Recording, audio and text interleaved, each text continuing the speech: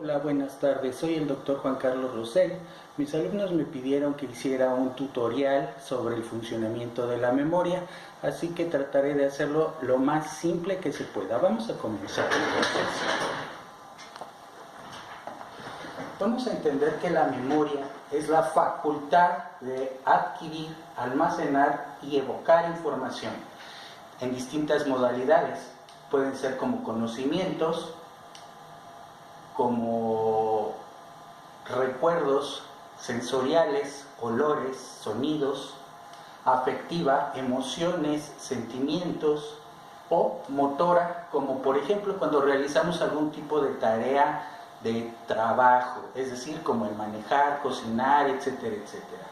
Para que se pueda dar el proceso de aprendizaje, lo primero que tenemos que hacer es comprender que hay una parte cerebral, el hipocampo, que es parte del cerebro emocional, que se encarga de producir emociones, y a través de esto ciertas neuronas se activan y posteriormente se da lo que conocemos como memoria inmediata o memoria de fijación, es decir, aquella que utilizamos de manera rutinaria, como cuando vamos a salir, donde dejamos las llaves, el teléfono, la cartera, y está ligada, es decir, requiere de la atención y de la concentración para poder consolidarla, es decir, para que este aprendizaje se consolide y pase de ser memoria inmediata, se convierte en memoria de evocación, es decir, por una reactivación hipocámpica. Eso quiere decir que aparte del proceso emocional y neuronal de lo que requiere la atención y la concentración, requerimos motivación. Motivación para que entonces ese aprendizaje se consolide y se almacene en la corteza cerebral. La corteza cerebral vamos a poner que es como el disco duro de nuestro cerebro, en el cual se va almacenando esos distintos tipos de memoria. Posteriormente se almacena también en la corteza cerebral de manera permanente. A este tipo de memoria le denominamos memoria enciclopédica o memoria remota, es decir, aquella que ya está registrada y guardada y que no se nos olvida.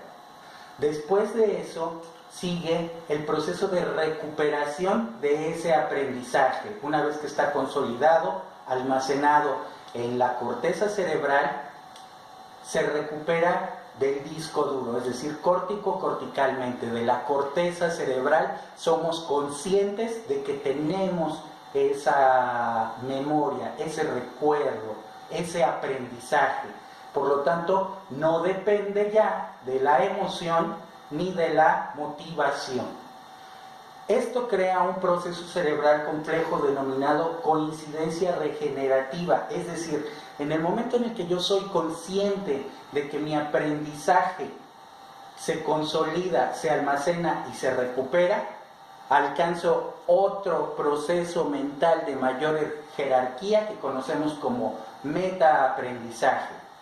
Por lo tanto, entender la memoria, adquirir, almacenar, evocar información en forma de recuerdos, implica la necesidad de aprender a través de la emoción, la motivación para consolidarla, el almacenamiento, la recuperación y finalmente ser consciente de que puedo hacer todo esto en este orden.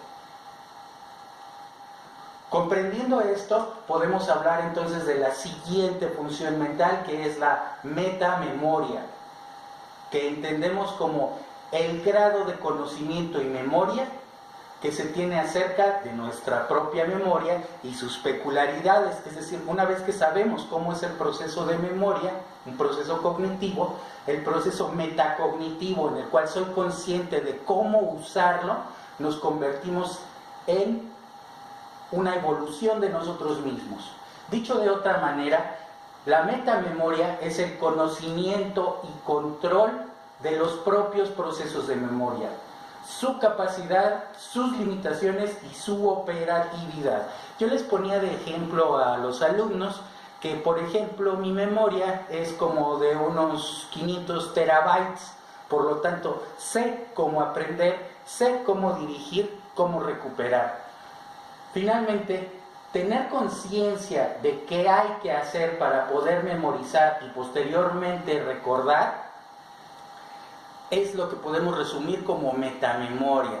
Y esto es muy sencillo, para que no se nos olvide. La memoria y la metamemoria es como una biblioteca, en la cual primero adquirimos el volumen, lo aprendemos, lo almacenamos y cuando lo requerimos, lo recuperamos. Bueno, eso es todo por hoy. Les agradezco mucho que hayan visto mi video, denle like y posteriormente hablaremos sobre otras áreas de metaaprendizaje. Chao.